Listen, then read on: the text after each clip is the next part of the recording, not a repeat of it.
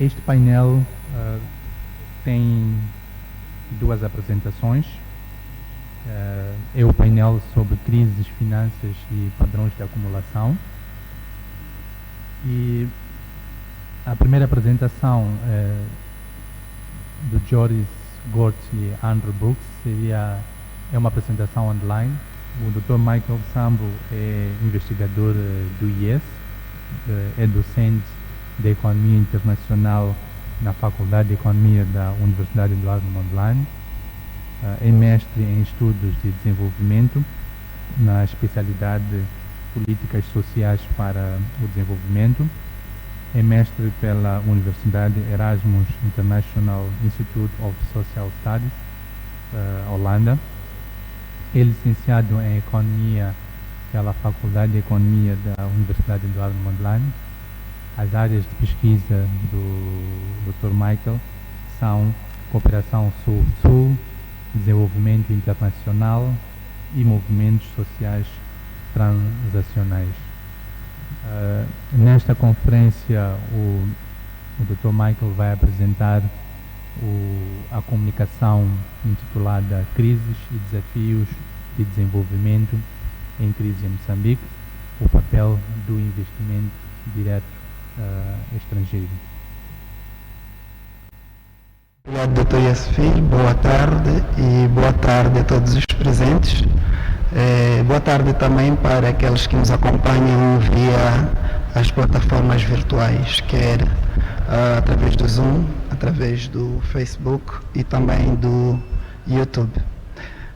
O tema que me propus apresentar é este: Crises e Desafios de Desenvolvimento em Moçambique, o papel do investimento direto estrangeiro. No programa parece ter uma pequena falha, mas este é o tema correto. E dizer também que, em termos metodológicos, será mais uma revisão de literatura com alguma análise crítica do que uma investigação de base. No entanto, também serve-se de trabalhos anteriores, de pesquisas de campo feitas, factuais, que irão sustentar. Então, em termos da estrutura da apresentação, dizer que primeiro vou fazer uma brevíssima introdução,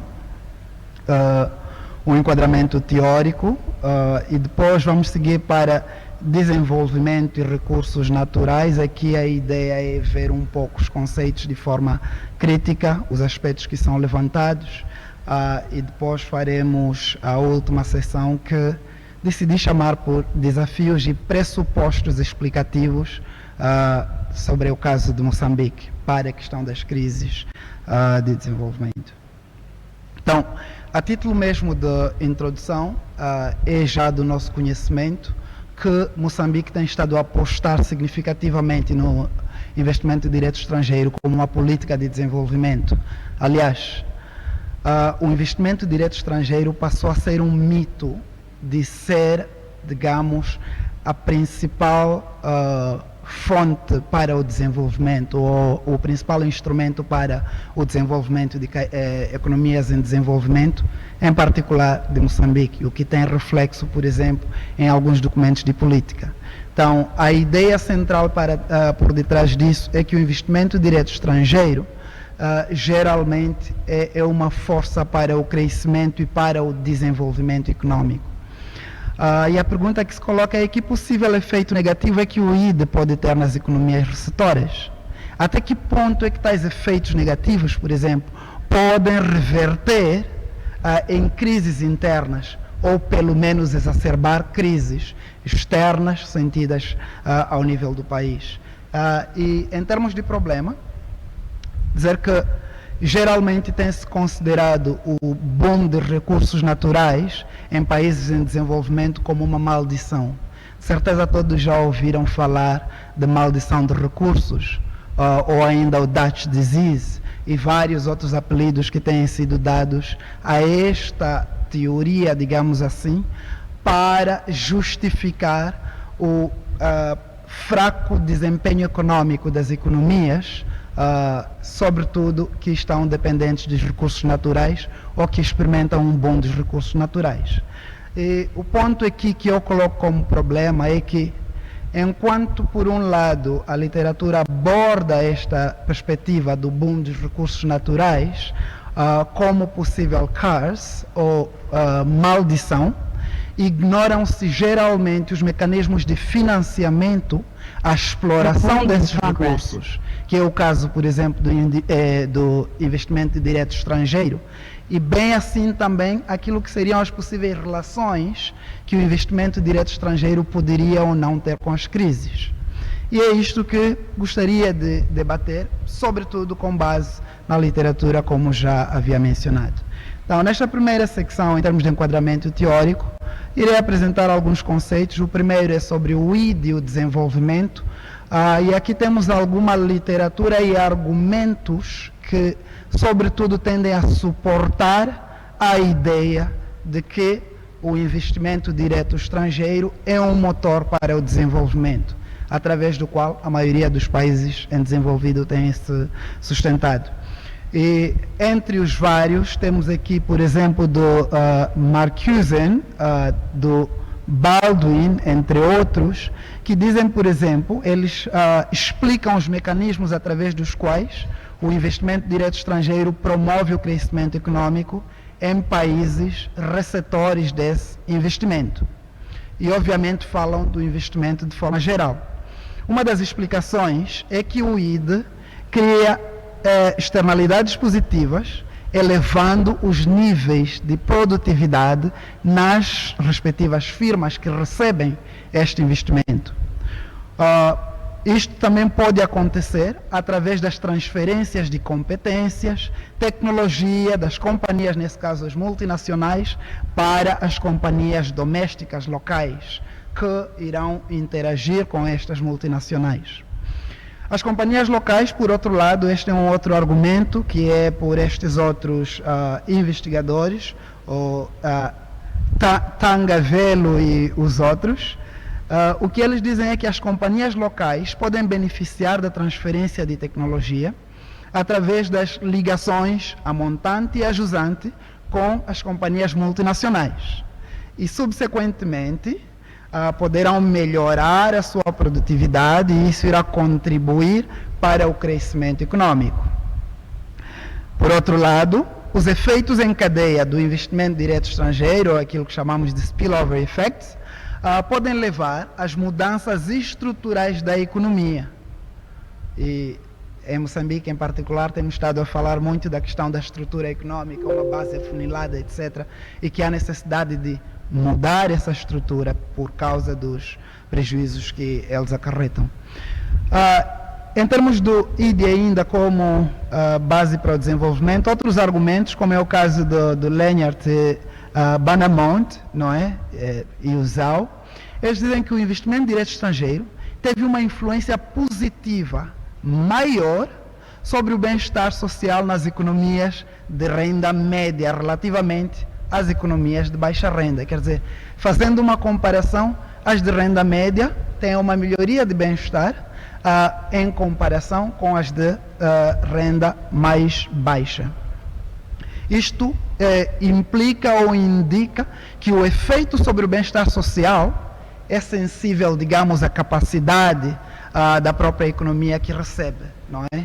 Em termos de renda nacional, entre outros fatores.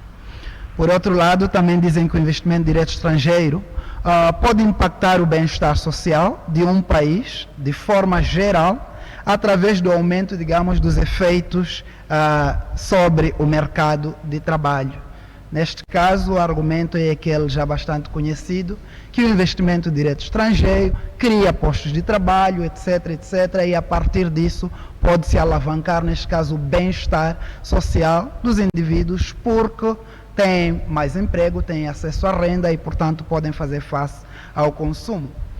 Os governos, neste caso, como conclusão, entre aspas, os governos nos destinos de investimento, bem como nos países de origem do investimento direto estrangeiro, deveriam focar sobre as políticas de desenvolvimento que removem as barreiras ao investimento direto estrangeiro. Implementar políticas efetivas para encorajar que as firmas participem, digamos, de uma forma mais ativa na construção daquilo que é o bem-estar social das respectivas famílias ou da sociedade nos locais de investimento. E focar também no uso eficiente do investimento direto estrangeiro, que entra para edificar as suas infraestruturas ou as infraestruturas existentes nesta economia. Esta é a ideia que eles trazem a título de contributo, quer dizer que o investimento direto estrangeiro, se repararem, de forma geral, é importante. Não há uma distinção de que tipo de investimento se trata, qual não.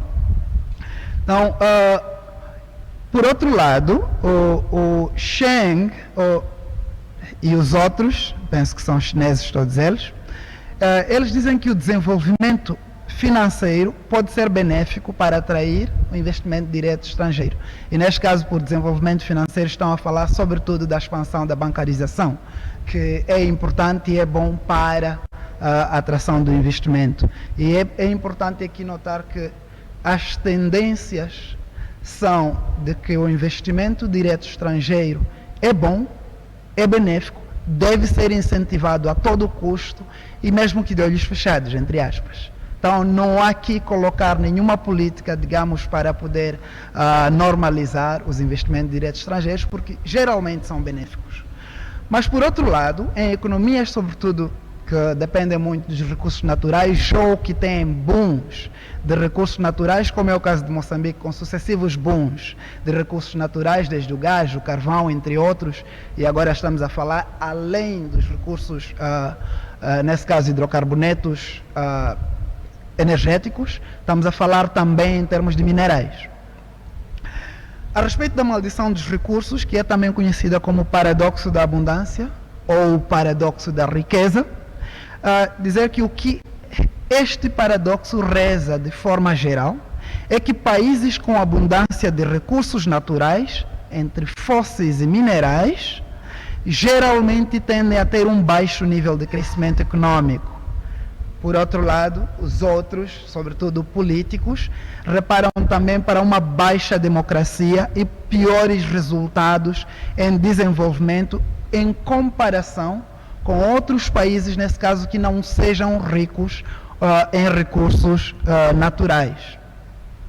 Por seu turno, o Jonathan D. John, por exemplo, que é um economista e de desenvolvimento também bastante conceituado, ele diz que altos níveis de corrupção, governação defeituosa e, em alguns modelos, maior violência política são também apontados como aspectos iminentes na questão, digamos, do paradoxo da abundância ou aquilo que chamamos de resource curse. Em termos de desenvolvimentos e recursos naturais, esta secção, principalmente a ideia é trazer algumas abordagens críticas ou aspectos que podem se colocar de forma crítica àquela abordagem mainstream que diz que é tudo bom com os investimentos e, digamos, a teoria, por exemplo, do resource curse, isso está estabelecido e ponto final. Dizer que, em termos do investimento direto estrangeiro e crise, bem como de desenvolvimento, em Moçambique ou em várias outras economias, por exemplo, o caso da Jude e do Lin Xuang, eles dizem, por exemplo, que o investimento direto estrangeiro tem efeito inibidor, ou crowd out, não é? Para aquilo que seria o investimento doméstico. Essa aí é uma proposição e que é válida. Por outro lado, nem sempre tais efeitos positivos se verificam dependendo principalmente da natureza do investimento direto estrangeiro que está sendo canalizado numa economia, dependendo da capacidade de absorção da economia receptora, por seu turno, e ainda extensivamente a isto, outros investigadores dizem que o investimento direto estrangeiro pode ter efeitos negativos na economia, sobretudo quando tem efeitos estruturantes sob ponto de vista de um afunilamento da base produtiva, principalmente concentrando-se em recursos naturais. Okay? Então, essas são algumas perspectivas. Obviamente, existem vários outros argumentos em torno disto que nós podemos levar para a questão do investimento direto estrangeiro, para dizer que não é tão somente algo bom. É preciso ver a natureza de investimento, em que setores é que eles incidem, entre outros, para se poder aferir ou ainda regular de formas a minimizar ou a cautelar possíveis efeitos negativos. A respeito da maldição dos recursos, de forma a sintetizar o debate, peguei nesta que é a contribuição de Havranek e os seus companheiros, que pegaram em um universo de literatura científica cerca de 300 artigos científicos e working papers, e eles fizeram uma análise destes documentos para poder ver, digamos, é um estudo econométrico, examinando os efeitos dos recursos naturais sobre o crescimento econômico. E a literatura tem documentado, sobretudo, uma grande heterogeneidade em termos daquilo que são as conclusões, com base neste teorema do resource scarce. Por exemplo, para o estudo deles, eles identificam que 40% das estimativas são negativas e são estatisticamente significativas. 40% são significantes e aproximadamente 20% das estimativas por eles feitas são positivas, mas estatisticamente insignificantes. E aqui talvez é importante destrinçar um pouco desta questão de estatisticamente significantes, o que é positivo, o que é negativo. Quando eles falam de positivo, por exemplo, estão a falar das abordagens que apoiam esta ideia do resource scarce, que postula que as economias de baixa renda, geralmente, e que dependem ou têm um boom de recursos naturais, tendencialmente têm uma taxa de crescimento menor que economias similares que estejam, nesse caso, apostadas ou que não tenham abundância de recursos. Então, por que estatisticamente significativo e não significativo? O aspecto principal que eles trazem, e que é algo fundamental para se reparar ao nível da literatura, é que, principalmente os editores científicos, têm um certo bias. Há uma tendência de aceitarem papers ou artigos que fazem parte da norma já postulada, neste caso em favor do resource scarce, do que necessariamente artigos que não suportam a ideia. Então, logo a priori, quando se for a pesquisar, vai se encontrar muito mais de literatura que simplesmente apoia a ideia de resource scarce, mas não deve ser tomada como sendo a única abordagem, sobretudo legítima, e que explica a questão, seja das deteriorações dos termos de troca, entre outros, ou do fraco crescimento e desempenho das economias dependentes de recursos naturais. Além disso, é importante notar que geralmente criam-se expectativas bastante exacerbadas em volta daquilo que é o investimento ou, sobretudo, da extração dos recursos. Basta que haja recursos por serem explorados ou na sequência de um boom de recursos, a tendência é que se espere grandes volumes de receitas para o Estado, e aí é uma tendência também de se, digamos, cobrar cada vez mais, o que não tem nada de errado, procurar escrutinar as contas do Estado, etc., que é importante. E sobre isto dizer que, para o caso da economia de Moçambique, temos este gráfico, é um gráfico que foi produzido por CIP, mas eu encontrei, sobretudo porque é um pouquinho antigo, de 2013, encontrei no artigo ou a tese do Mukanzi, e se repararem para este gráfico, em cima são as projeções do FMI a respeito daquilo que seriam as receitas do gás a quando do início da exploração do gás de Pandi Temane, em Inhambane. Então, temos em verde são as expectativas pelo FMI ou as projeções. Temos as projeções, por exemplo, pelo Banco Mundial, em azul, relativamente mais razoáveis, e pelo Ministério de Recursos Minerais e Energia, também bastante exacerbadas. E o que, no entanto, foi verificado é o que nós temos aqui embaixo. Totalmente aquém daquilo que foram as expectativas. Por que razões? É um aspecto que se pode discutir. Obviamente é preciso voltar aos dados e procurar aprofundar um pouco mais, trabalho que ainda vou ter que fazer.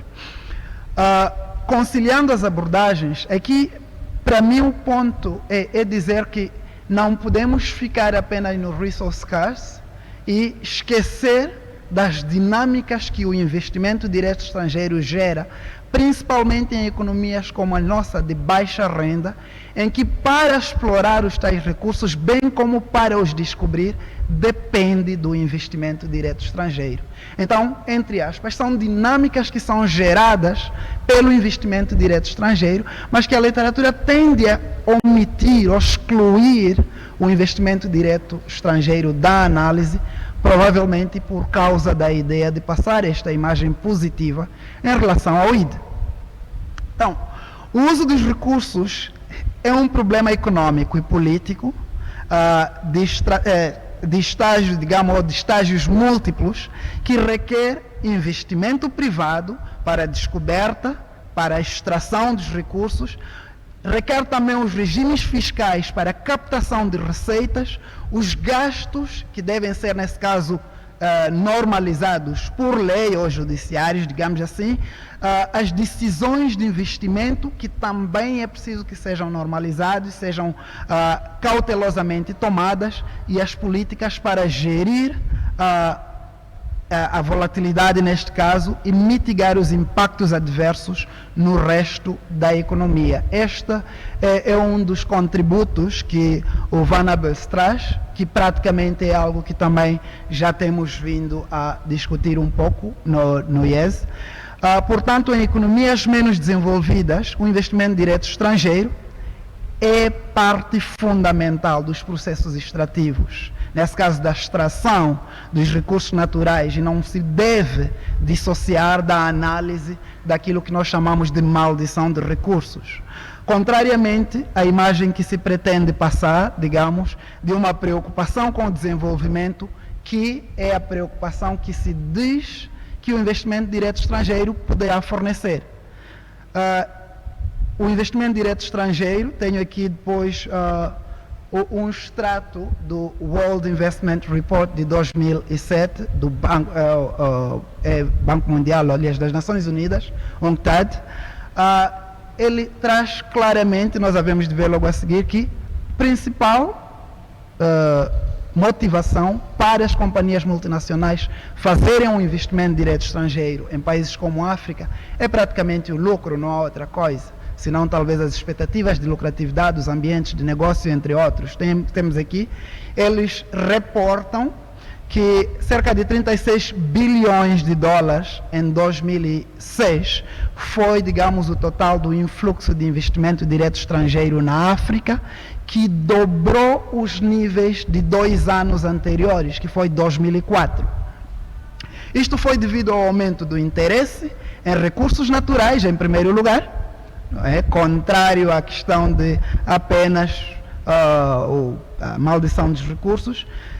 Foi principalmente pelo interesse em recursos naturais, a melhoria, digamos, daqueles que foram os prospectos de lucratividade das respectivas corporações e, bem assim, digamos, a melhoria do clima de negócios mais favorável. O valor das vendas, por exemplo, em fusões e aquisições, e atenção, quando nós falamos do investimento direto estrangeiro, que se resume em fusões e aquisições, não traz aquilo que é esperável do investimento direto estrangeiro, que é, digamos, uma melhoria tecnológica, entre outras. Geralmente, segundo alguns outros críticos, é que as fusões e aquisições não mudam muito, senão simplesmente uma mudança do poder sobre as respectivas empresas, não é? É uma questão de controle, de domínio. Nesse caso, as vendas transfronteiriças em fusões e aquisições aumentaram significativamente num valor de cerca de 18 bilhões de dólares, não é? E metade destas fusões e aquisições foram para companhias asiáticas, muito provavelmente da China. e são economias em desenvolvimento, e assim também tem sido classificada a China. Novos projetos também tiveram algum investimento significativo e são os que, a princípio, promovem mais do emprego, entre outros, mas é preciso também ver o setor em que elas incidem. Tais investimentos são claramente de natureza extrativa, pelo que exigem um alto grau de especialização por serem capital intensivo, portanto, gerando pouco emprego na economia, bem como uma demanda acrescida, digamos, sobre a questão das terras, não é? Por causa da natureza extrativa em si, que geralmente em Moçambique tem sido feita a céu aberto. É o caso do carvão, é o caso também, digamos, das areias pesadas. No caso de gás, simplesmente há grandes extensões de terra, provavelmente pelos riscos aí envolvidos que foram exigidos, incluindo reassentamentos. Então, estes efeitos todos vão gerando reassentamentos nas economias, que são de natureza compulsiva e que têm impactos de médio e longo prazo nas populações reassentadas e as circunvizinhas. Como? Porque, obviamente, isso vai afetar também aquilo que é a atividade econômica. Reparando para este gráfico não sei se está visível, mas de forma simples, ele mostra a tendência de entrada dos investimentos diretos estrangeiros em Moçambique. E esta parte em cinzento é o fluxo de investimento direto estrangeiro no setor da indústria extrativa. Como podem ver, as percentagens são bastante elevadas, acima de 50% do influxo de ID ao longo de um longo período de anos foi incidindo sobre a indústria extrativa. Para além disso, há um reflexo claro e direto naquilo que são as exportações do país, onde grande parte das exportações, se nós pudermos ver, a parte de cima são exportações em recursos naturais, enquanto as de baixo são bens transformados, mas é preciso aqui anotar um certo bias, porque o grande peso sobre estes bens industrializados está sobre produtos muito baixamente processados, que é sobretudo o alumínio da Mosal. Então, há aqui um certo bias de falar que temos um certo peso relativamente alto na indústria transformadora, o que não é. E mesmo se repararmos só para esta dinâmica, a indústria extrativa está muito acima em termos daquilo que são as exportações. Então, note que o efeito das explorações de recursos na balança de pagamentos, também temos aqui um contributo do Vanable, diz que para cada dólar de recursos exportados, tipicamente tende a relocar cerca de 74 centavos das exportações de outros bens, que é praticamente desviado, deixa de ser efetivado, enquanto vai mobilizar cerca de 23 centavos para as importações e, portanto, tem um efeito na balança de pagamentos relativamente baixo. Entre outros produtos, por exemplo, de exploração ou de exportação, a manufatura, que são os bens industrializados, que realmente têm aqueles efeitos que são, digamos, flagged, ou que são geralmente sublinhados ou enaltecidos por estas teorias, são verificados sobretudo quando este investimento direto estrangeiro incide sobre a infraestrutura, aliás, sobre a manufatura.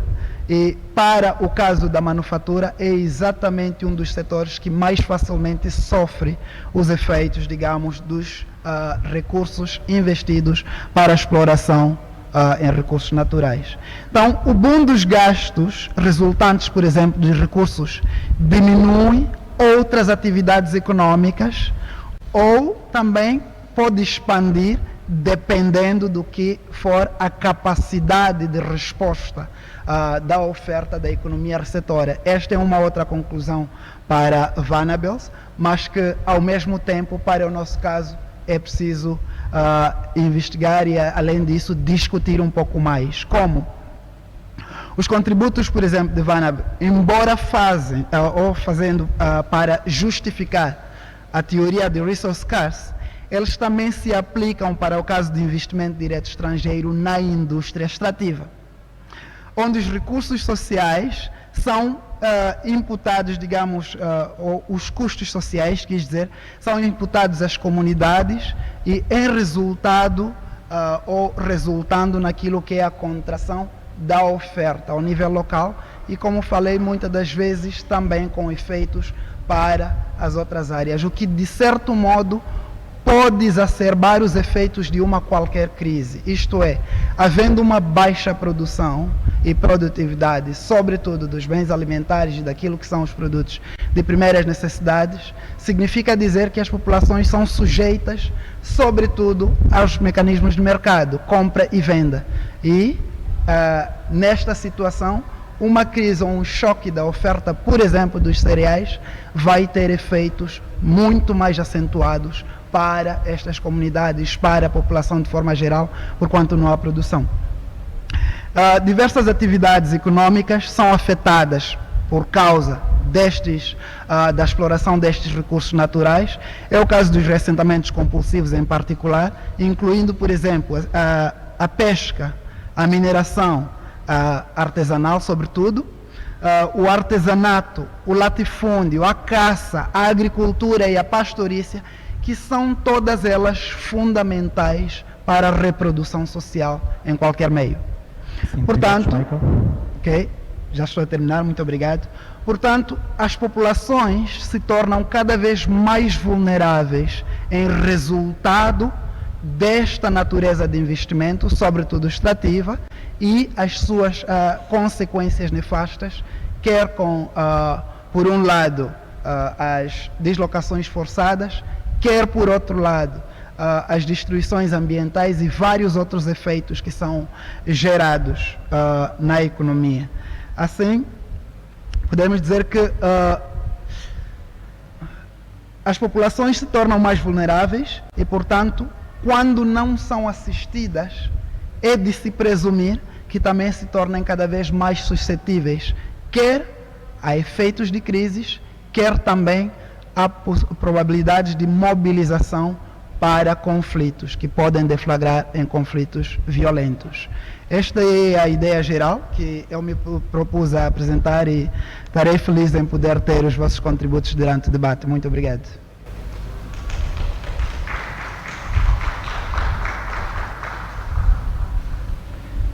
Muito obrigado, Dr. Michael. Podemos passar para as questões que a plateia tem.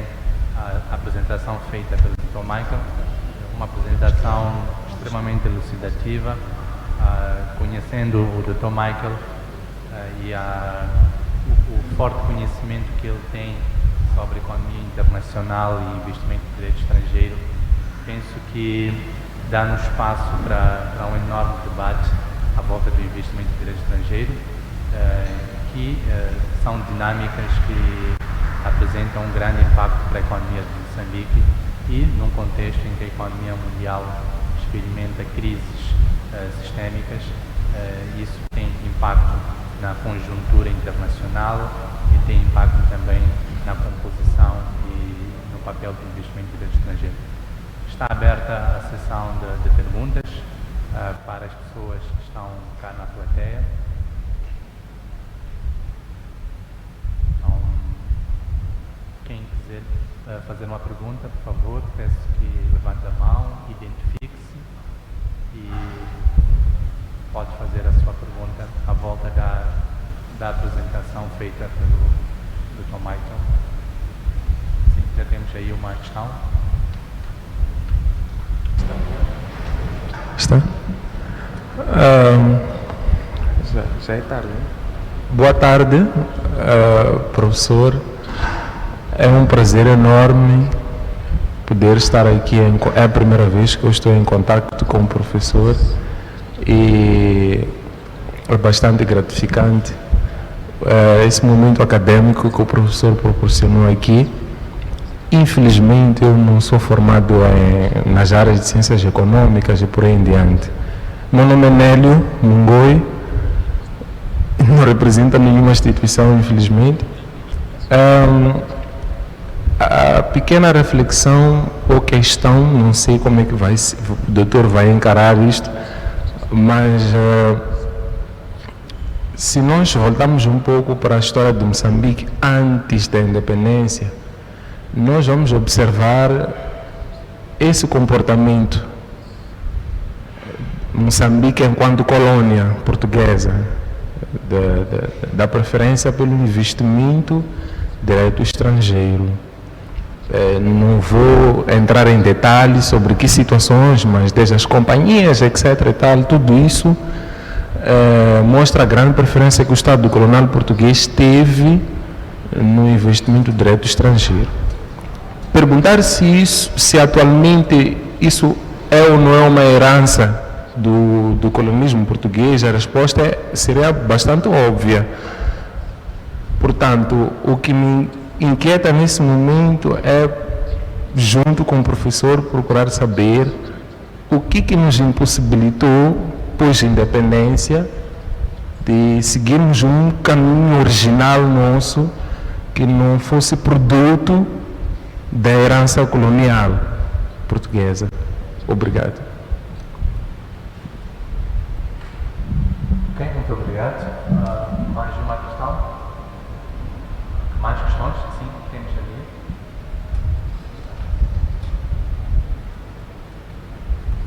Boa tarde, mais uma vez. Muito obrigado, professor Michael, pela apresentação. Bastante interessante e oportuna. A minha questão vai um pouco sobre, não sei se acaba fugindo, mas está dentro do mesmo contexto, é que Moçambique tem vindo a sofrer ou a estar em dependência sempre esteve em crise. Parece que em nenhum momento da nossa história, antes da independência ou depois da independência, nunca saímos da crise, mas a crise a qual eu gostaria de focar-me é a questão da dependência econômica, face à abundância ou o boom dos recursos dos quais o professor expôs.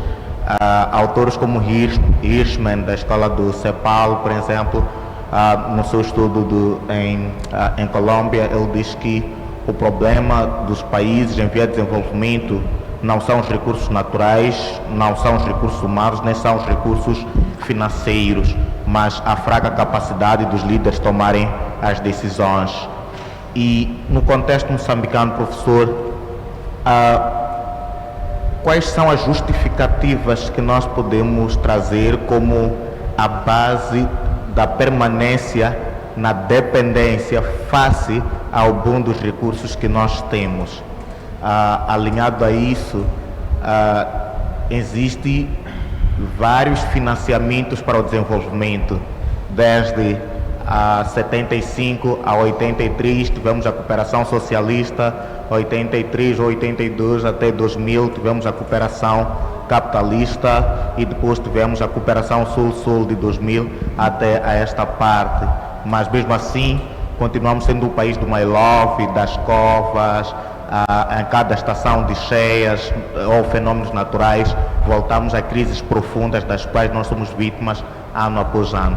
Então, e temos financiamento para lidar com esses problemas. Então, professor, como explicar o financiamento que temos para o desenvolvimento e a continuidade na dependência, havendo esses todos os fatores que poderiam retirar-nos deste fenômeno? Muito obrigado. Ok, muito obrigado. Podemos levar mais uma questão para passarmos às respostas. Boa tarde a todos. Erquidio Mungombe é meu nome.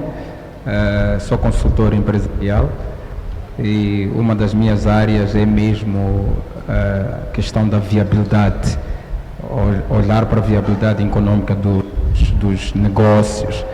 E aqui colocou-se muitas coisas, mas eu vou talvez ir à primeira questão, que é a seguinte: como é que esses investimentos estrangeiros impactam as pequenas e médias empresas? Como é que impactam as pequenas e médias empresas? Segundo, quais é que são as plataformas ou meios de comunicação ou informação que nós podemos passar a usar para acessar a esse conhecimento, para também participarmos dessas oportunidades. Eu acredito que o professor Michael, como especialista, conhece canais certos onde podemos acessar primeiro a informação, e queria saber se tem leis ou tem sim plataformas que nós podemos passar a acessar para ter essa informação, porque fala-se de valores ou dinheiros astronômicos tão grandes que até não consigo aqui expressar, mas que de alguma forma não afetam a nossa sociedade, que são jovens aqui nessa sala, empreendedores. Então, esse investimento estrangeiro, como nos afeta? Ou como é que nós podemos participar para ter acesso a essas oportunidades?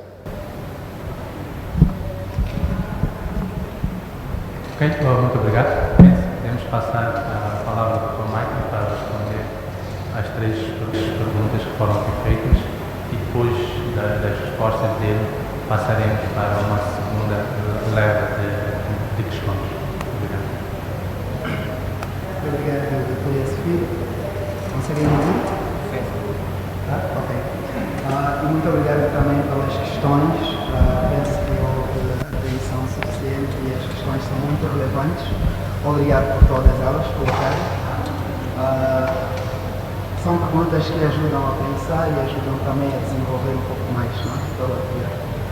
A primeira pergunta que foi colocada pelo e-mail é que, preparando para a história de Moçambique, sobretudo antes da independência, e de lá para cá, sempre houve investimento direto estrangeiro. Não sei se percebi bem, mas falou apenas do investimento direto estrangeiro sem incidir exclusivamente em recursos naturais. E o investimento direto estrangeiro em si só não é mau, como estava a tentar explicar. Aliás, o investimento não é mau, nunca é mau.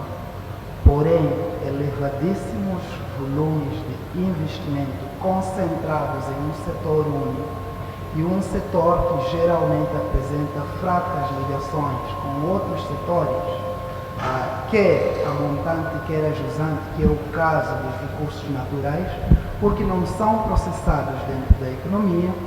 A tecnologia geralmente emprega tecnologia de ponta, portanto, emprega poucas pessoas, e as outras pessoas que são empregues nesses projetos geralmente é na fase de implantação, onde há trabalhos mais braçais, digamos, que não exigem alto nível de qualificação, e as zonas recônditas em que esses investimentos são também feitos, geralmente as pessoas são aquilo que chamamos de unskilled labor, não é? Trabalho não qualificado.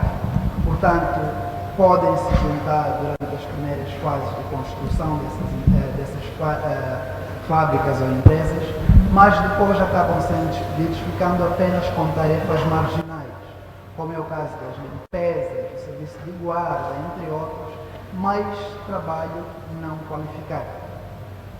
Então, para o caso dos recursos naturais, esses são os efeitos. Se nós falarmos de investimento noutras áreas, é o caso, por exemplo, da industrial ou a manufatura, ou para o setor do comércio, entre outros, os efeitos poderiam ser relativamente diferentes. Em parte, penso que está relacionado com a segunda questão que me foi colocada. Os efeitos poderiam ser relativamente diferentes porque, em alguns outros setores, eu dizia aqui, aquilo que a literatura mainstream promete pode facilmente se efetivar, isto é, novas tecnologias e, portanto, também a transmissão de conhecimento técnico adequado que pode ser transferido. Isso poderia permitir, digamos, que os conhecimentos a serem adquiridos fossem transferidos e, portanto, disseminação na economia, permitindo a melhoria da produção em outros setores, também para além de apenas o setor que recebeu o investimento. Aí estou a falar daquilo que nós chamamos de spillover effects, não é? Ou os efeitos em cadeia. É possível verificar, mas é preciso ver em que setor é que tais investimentos estão a ser feitos, porque nestes setores, como é o caso dos recursos naturais, não existe muito desses efeitos em cadeia. E até a própria maquinaria instalada, muitas das vezes não é possível ser reutilizada para a produção de um outro produto. Aliás, estes são os sunk costs, né, os custos afundados, como se diz em economia, e que se verifica em grande parte das indústrias em si. Então, o que eu posso dizer para o Mungoi é que não há nenhum problema em si de receber investimento direto estrangeiro. Antes, pelo contrário. E se reparar para o período, digamos, antes da independência e depois, os investimentos que foram recebidos também de alguma forma potenciaram um pouco da indústria nacional, pese embora geralmente era uma questão de transferência de indústrias relativamente obsoletas, que depois não puderam perdurar ao resto do tempo ou precisariam de elevado investimento para poderem continuar a funcionar. Então, não é um problema como tal. Além disso, pelo menos os períodos anteriores à independência, pode notar que a produção agrícola em si era diferente daquilo que hoje temos. Produção alimentar, que visa suprir as necessidades básicas, fundamentais, dentro da própria economia. Então, o que impossibilitou seguir um caminho diferente, nosso, que não fosse herança colonial, penso que não é o caso, não é uma questão de que teria que se seguir o outro caminho, sobretudo a reparar para a questão do investimento, mas é verdade que o país devia ter se desenvolvido ainda mais, porque podemos até dizer que houve uma tendência, digamos, de decréscimo daquilo que são as indústrias nacionais.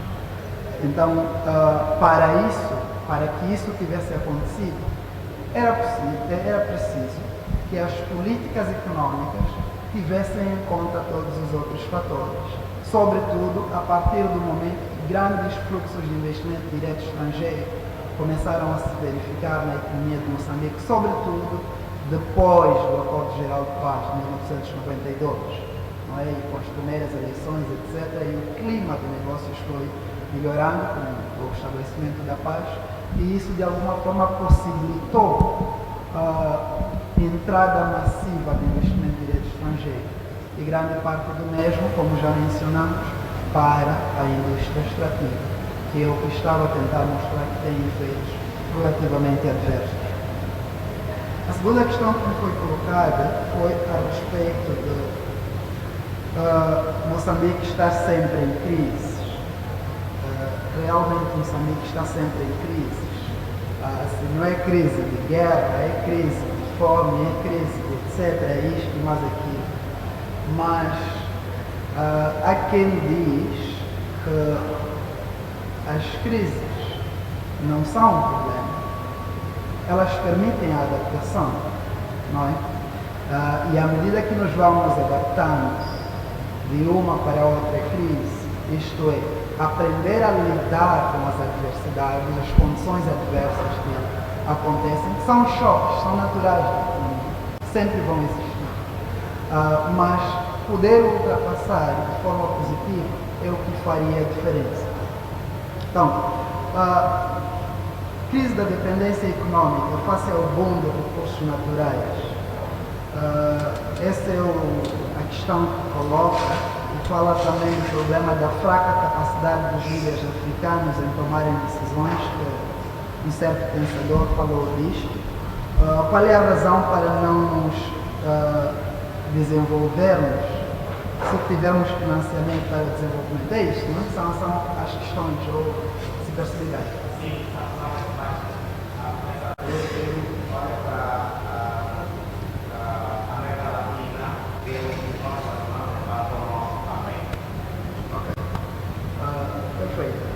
Obrigado. Bem, aqui é importante notar alguns aspectos. Estamos a falar da dependência econômica face a um boom de recursos naturais. E depois fala, por exemplo, da ideia de fraca capacidade dos líderes africanos. Das teorias sobre o resource scarce, como mencionei, alguns estendem até lá e falam, por exemplo, do rent seeking. É difícil traduzir, podia-se dizer busca pela renda, etc., mas não é bem o conceito em inglês. A ideia é mais de que os governantes tendem a buscar rendas para si próprios em detrimento de rendas para a economia e, portanto, há uma tendência de acumulação de riqueza para indivíduos do que necessariamente para a economia. E são efeitos que são dados digamos, a fraca capacidade governativa, entre outros. É uma ideia que é também capitalizada por esta tendência, digamos, ou este postulado do resource scarce. Se isto é ou não verdade, é um pouco complexo dizer, porque, como mostrei da literatura, existem fundamentos para um, existem fundamentos para outro aspecto, mas é preciso reparar também para as dinâmicas internas o que é que vem a acontecer e o que não. Por quê? Porque o gráfico que eu mostrei ali, que falava ou que mostrava as projeções das receitas e aquilo que efetivamente se concretizou, eu penso que fala muito.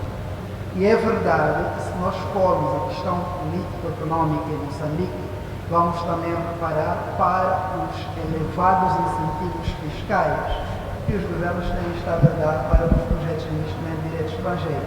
Então, isto também coloca numa outra situação que pode ser uma questão de gestão, sim, mas por outro lado, existem questões ou explicações políticas para este fenómeno que, como não sou um especialista de político, não gostaria de tentar ir para lá.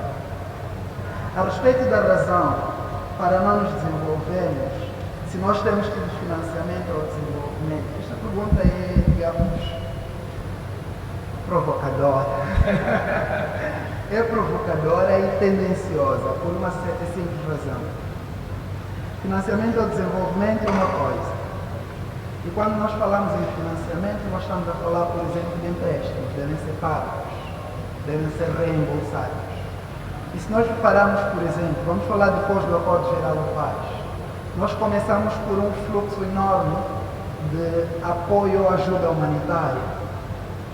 E depois fomos evoluindo para a dívida pública externa e, sobretudo, digamos, dívida concessional, que é o que geralmente foi caracterizando a economia, até ao momento que se achou que Moçambique estava em condições de contrair dívidas, neste caso comerciais, e que colocam Moçambique, não pela primeira vez, porque a iniciativa IPIC, por exemplo, foi uma porque Moçambique já estava altamente endividado.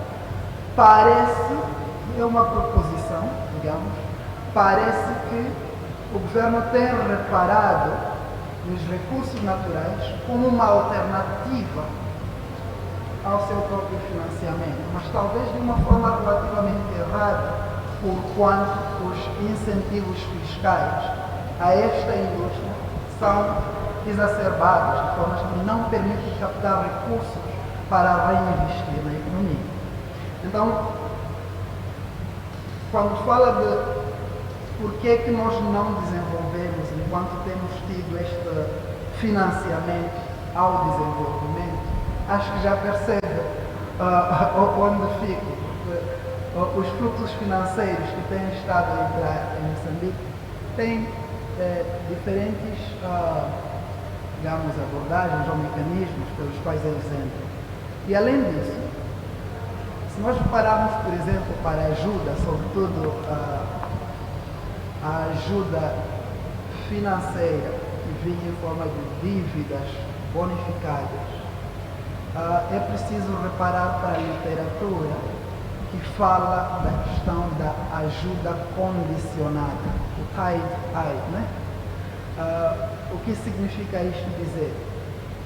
Grande parte da ajuda que vinha sendo também condicionada ou canalizada para Moçambique não permitia o investimento como tal na economia, mas para fazer face a certas despesas correntes do Estado, da economia, sobretudo questões mais humanitárias, setores de saúde, de educação, entre outras, o que, por sua vez,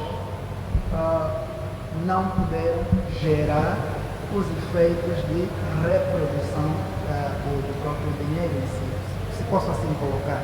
Obviamente é algo para discutir, podem haver outras explicações, mas esta seria apenas uma possibilidade. Finalmente, o AMP coloca mais uma questão, coloca duas na verdade. A primeira, o que é que o ID, ou como é que o investimento direto estrangeiro impacta as pequenas e médias empresas? E a segunda, como aceder às plataformas de informação, sobretudo sobre os influxos de ida na economia, de forma que as pequenas e médias empresas possam beneficiar desse ida. Ok. Sobre a primeira pergunta, como é que o investimento direto estrangeiro impacta as pequenas e médias empresas? Alguns estudos mostram, por exemplo, que a entrada de investimento, nesse caso estamos a falar de novos investimentos, aquilo que chamam de Greenfield Investment, tende a ter um efeito negativo ou crowd out em relação ao investimento doméstico. Por um lado, associado ao receio, à pujança e à capacidade financeira de fazer face a este investimento direto estrangeiro, mas por outro lado tem também efeitos positivos a outras grandes companhias, sobretudo nas economias setoriais, que beneficiam um pouco mais da transferência de tecnologia, da competição, são capazes, sobretudo, de competir. Então, este seria um efeito possível, que seria inibir algumas pequenas e médias empresas, porque as respectivas empresas que vêm de fora têm mais pujança financeira, têm um pouco mais de experiência, talvez possam ter um pouco mais de capital que o pequeno e médio investidor não tem capacidade de adquirir e, portanto, fica com custos relativamente elevados de produção, enquanto tem uma empresa por perto que tem os custos mais baixos de produção. Obviamente, por questões de concorrência, uma terá que sucumbir. Então, essa seria uma possível explicação. Agora, na perspectiva que coloca a pergunta, eu penso que a ideia é de aceder a esses recursos financeiros que vêm em forma de investimento direto estrangeiro. E eu não sei se existem plataformas específicas e depende muito também daquilo que é o investimento em si. Eu falei dos mergers and acquisitions, que são as fusões e aquisições, é uma forma de investimento direto estrangeiro e isto significa vender as participações da sua empresa, o que não sei até que ponto a nossa bolsa de valores já está sofisticada para poder vender, por exemplo, ou autofinanciar as empresas nacionais fora de Moçambique. Ou ainda os novos investimentos. Os novos investimentos geralmente criam uma empresa, ou são investimentos de expansão de uma empresa que já existe no local onde estiver. Então, estas seriam as respostas por enquanto. Muito obrigado. Obrigado, Dr. Michael. Temos espaço para mais questões. Voltamos aos nossos participantes. Temos já uma mão levantada. Obrigado. Boa tarde. Boa tarde, professor. Sim, dizer realmente que as respostas que foram dadas foram as respostas que realmente vão de encontro com os nossos interesses. Sim, falando do investimento direto estrangeiro, está claro realmente o papel do investimento estrangeiro, porque nós sabemos muito bem, principalmente quando nós falamos sobre financiar a atividade extrativa e o desenvolvimento, a questão neste caso, do próprio investimento em termos monetários, em termos das tecnologias que nós realmente precisamos muito. Entretanto, quando nós falamos do investimento estrangeiro, tem um ponto, que é o ponto, neste caso, da dependência do financiamento externo.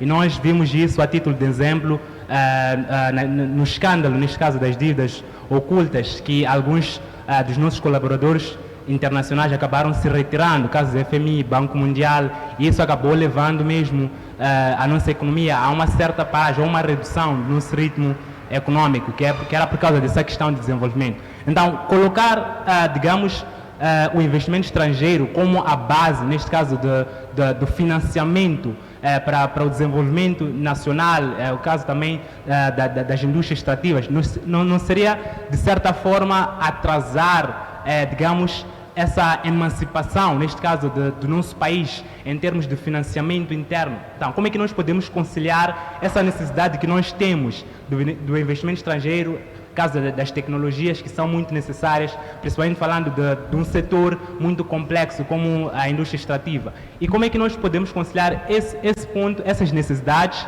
que nós temos do financiamento externo neste caso, a necessidade de nós nos emanciparmos como país em termos dos investimentos internos, neste caso? Obrigado. Bem, obrigado. Temos mais uma questão.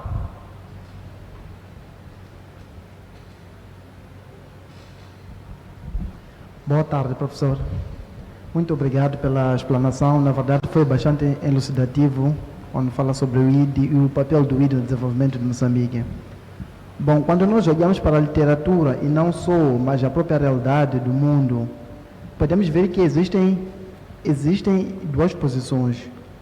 A primeira é que enfatiza que o ID influencia no desenvolvimento, ou ajuda no desenvolvimento dos países. Mas também há outra posição que diz que o ID, como dizia o colega aqui do painel, que acaba gerando a questão da dependência.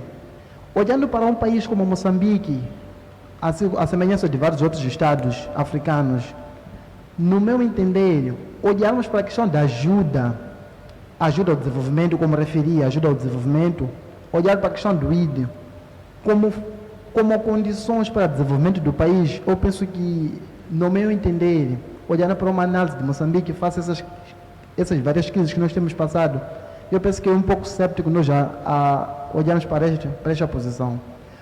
Porque quando nós olhamos para o ID, desculpe, não me apresentei, chamo-me Eduardo Pascoal. E eu sou licenciado em Relações Internacionais e pesquisa sobre o ID também e cooperação sul-sul. Então,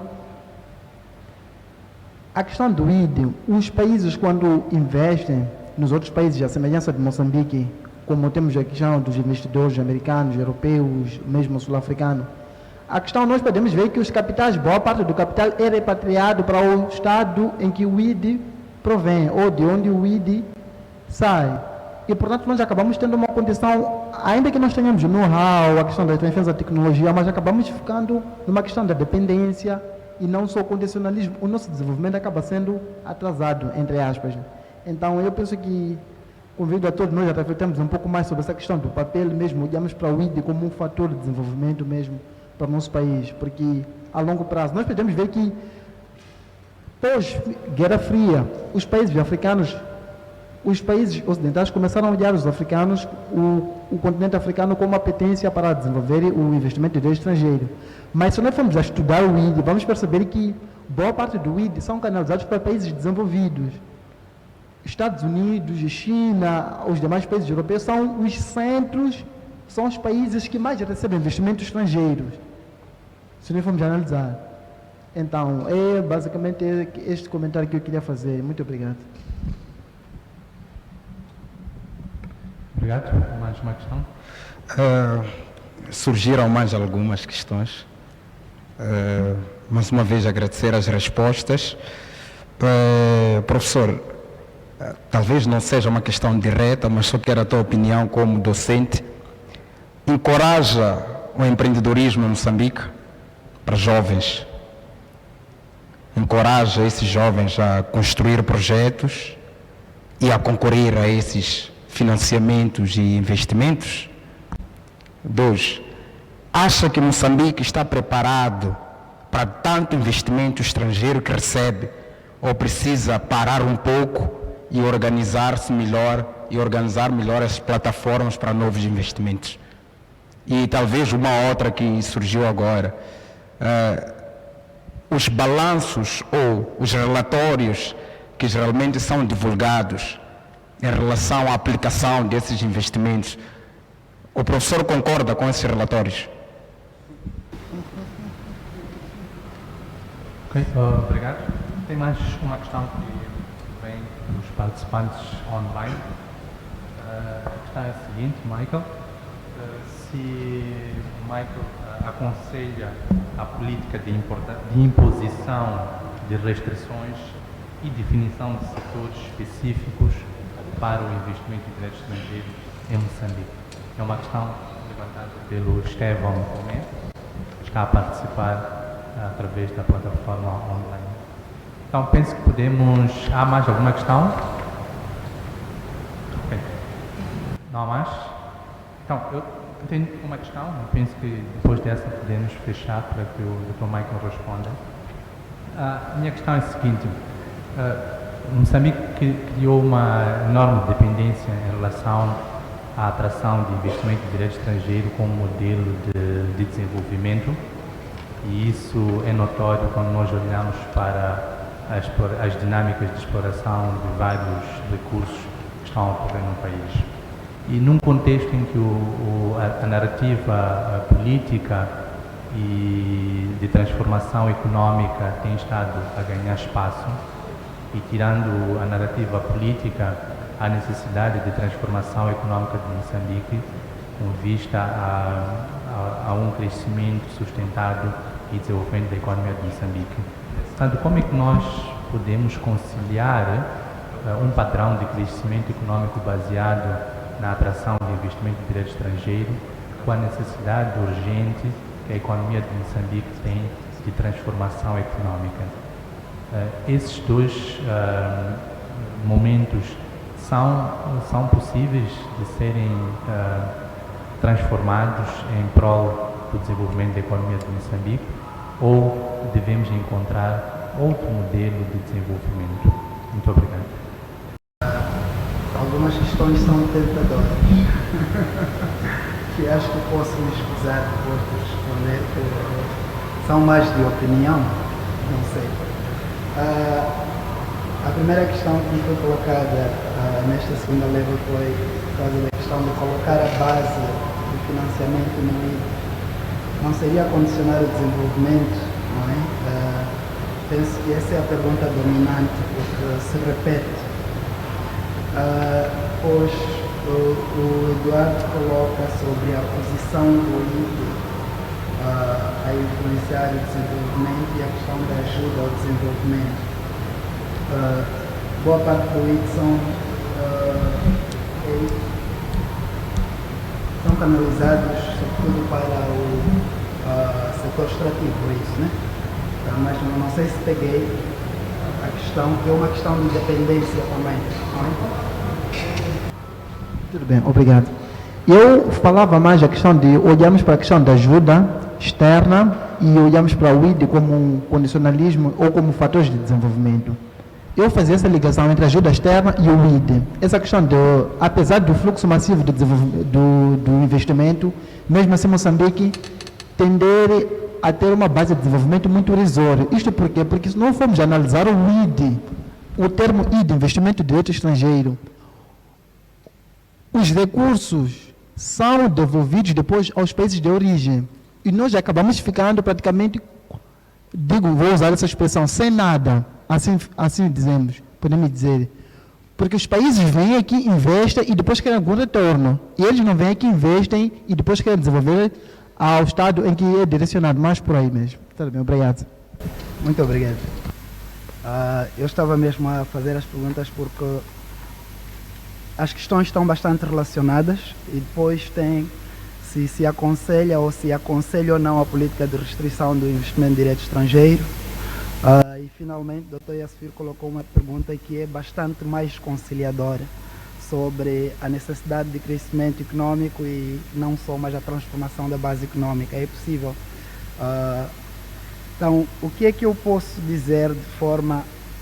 Vou tentar ser resumido, se conseguir. Em termos do financiamento com base no ID, aqui eu não sei se não é uma questão de conceito. Conceito porque o investimento direto estrangeiro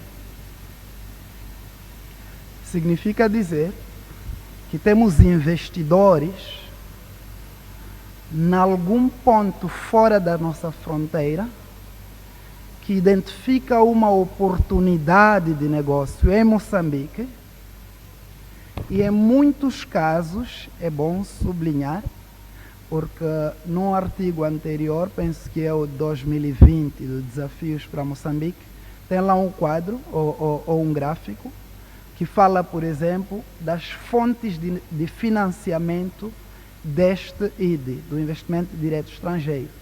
Em muitos casos, este investidor é apenas alguém com visão estratégica.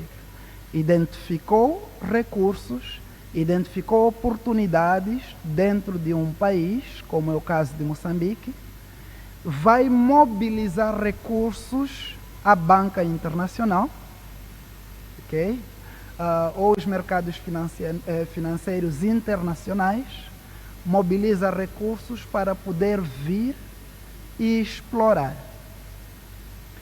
Apenas cerca de 1%, se não estou em erro, do investimento direto estrangeiro em Moçambique acumulado, penso que é do período de 2001 ou 2002 a 2019, se não estou em erro, por favor, consultem depois o artigo, eram recursos, digamos, emprestados. Obviamente, também a questão do refinanciamento à economia. Não, os recursos emprestados são cerca de 67%. 1% são recursos reinvestidos, isto é, os lucros gerados na economia foram outra vez utilizados na própria economia para poder continuar a produzir ou recapitalizar a empresa. Apenas 1% do investimento acumulado ao longo desses anos, e a outra parte é que eram capitais próprios ou recursos próprios. Isto é, como investidor, tenho recursos, identifiquei uma oportunidade e eu vou com o meu capital investir. Então, grande parte do investimento direto estrangeiro que influi para Moçambique não são capitais próprios, primeiro. E o acesso aos mercados financeiros internacionais é talvez um problema que nós precisamos, porque as pequenas e médias empresas, por exemplo, poderiam se autofinanciar a partir deste mecanismo. Por isso é que eu mencionei a questão da Bolsa de Valores. Isto é ao nível interno, mas existem os mercados financeiros internacionais, onde, dependendo daquilo que vais apresentar como a proposta da sua empresa, entre outras, e aquilo que se verifica como possibilidades de lucratividade e de crescimento desta empresa, individuais ou companhias poderão investir, colocar dinheiro. Para as pequenas e médias empresas, penso que foi este o ponto principal que estavam a colocar. Então, esse é um mecanismo, mas é preciso que a formação dessa empresa tenha alguma estrutura, tenha alguma base legal e, obviamente, demonstre uma visão de crescimento. Se é que o ID ou a ajuda ao desenvolvimento, por exemplo, seria uma boa base de financiamento ou não, penso que é um bom debate a fazer, mas aqui eu gostaria de voltar a sublinhar: se nós estivermos a falar em empréstimos, esta ajuda ao desenvolvimento ou a dívida pública, neste caso, ou privada, dependendo, mas a externa, é preciso ver para que é que nós fazemos a dívida. No caso de Moçambique, a dívida externa, como eu mencionei, não era para atividade produtiva, mas para consumo. E é um princípio econômico que qualquer dívida que for para consumo é detrimental, digamos assim, porque depois existe um custo de dinheiro a ser pago. E esse custo vai ser mais elevado. Estou a falar da taxa de juros. Quando nós pedimos emprestado para produzir, é diferente, desde que haja uma margem de lucro superior à respectiva taxa de juro, que permite pagar o empréstimo ou o capital emprestado, assim como ainda ter o suficiente para me autopagar e ter ganhos, digamos assim. É um outro aspecto. É financiamento. E financiamento à atividade produtiva é importante. Muitos dos países que hoje se desenvolveram, e aliás a China em particular, desenvolveram-se com base em investimento direto estrangeiro. É importante anotarmos isto.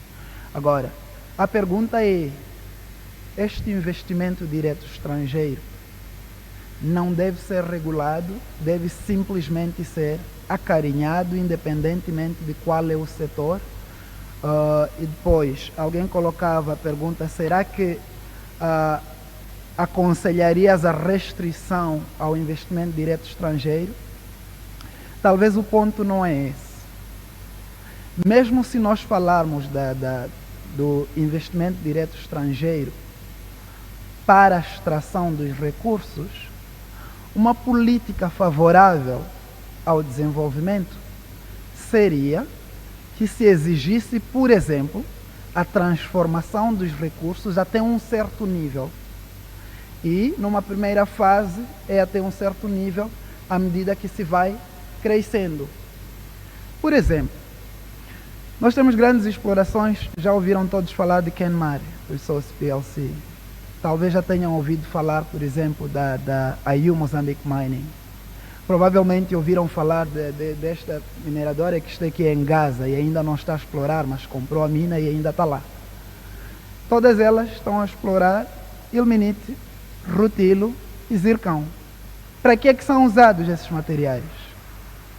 São usados na fabricação de tintas, são usados na fabricação de outros elementos que talvez não deviam exigir tanto. Mas todos eles são exportados a bruto. Aliás, falta até a capacidade de aferir com clareza quanto é que efetivamente está sendo tirado dos subsolos. E os fiscais têm de depender da informação que é prestada pelos técnicos das respectivas empresas.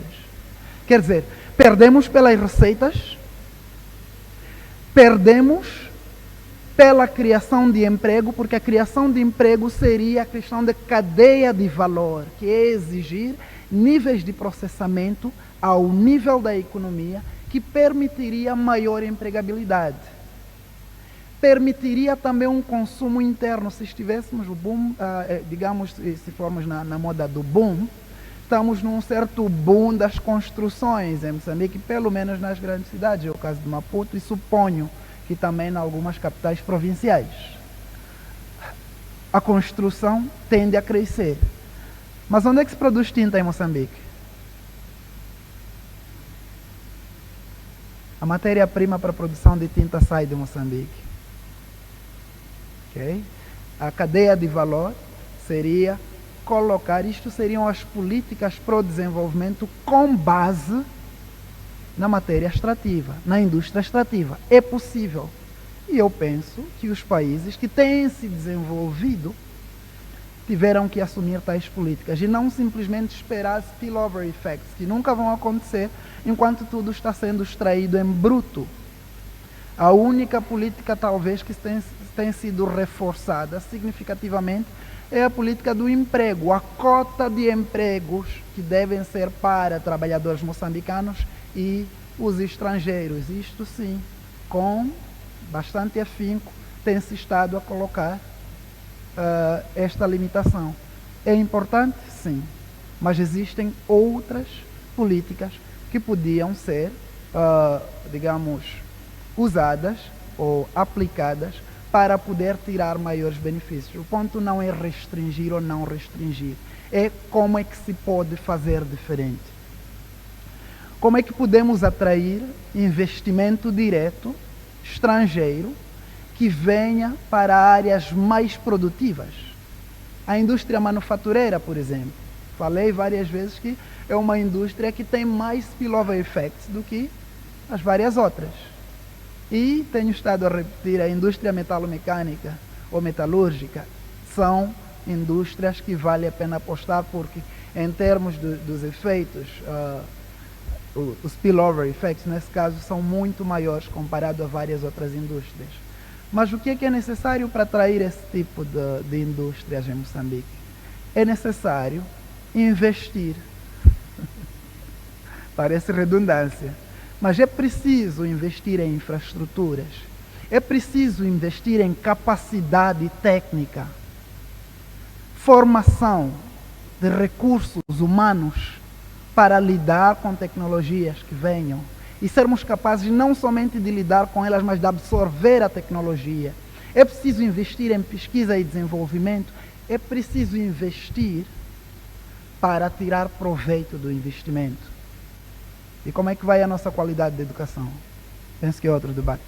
Então, é importante, para já, dizer que é possível, sim, diversificar a base produtiva, diversificar a economia, mesmo partindo de um investimento extrativo que já lá está, desde que políticas adequadas sejam implementadas.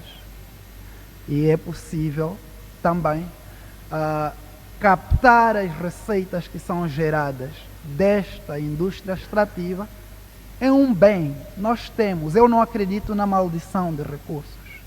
Eu acredito que são uma bênção, mas é preciso que políticas adequadas sejam aplicadas para podermos tirar proveitos. E isso também passa pela captação das receitas. Muito obrigado. Muito obrigado, Dr. Michael. Para fechar, podemos aceitar mais uma questão? Alguém tem mais uma questão? Então, não havendo questões, penso que podemos encerrar este painel. Penso que a apresentação foi sucinta, foi rica em elementos que trazem a reflexão sobre investimento direto estrangeiro, crises em Moçambique. As questões que foram levantadas ajudaram a formular o debate e a enriquecer as nossas reflexões à volta deste tema. O debate não termina nesta apresentação. Penso que podemos continuar caso hajam questões, comentários no nosso coffee break que vai se seguir e também ao longo das sessões de amanhã e depois de amanhã. Deste modo, fechamos este painel e regressamos às 16 horas para a última parte deste painel, onde teremos 3 apresentações à volta de recursos naturais, multinacionais e corredores de desenvolvimento. Então, portanto, este painel terá a moderação do Dr. Michael Sambo. Muito obrigado e até breve.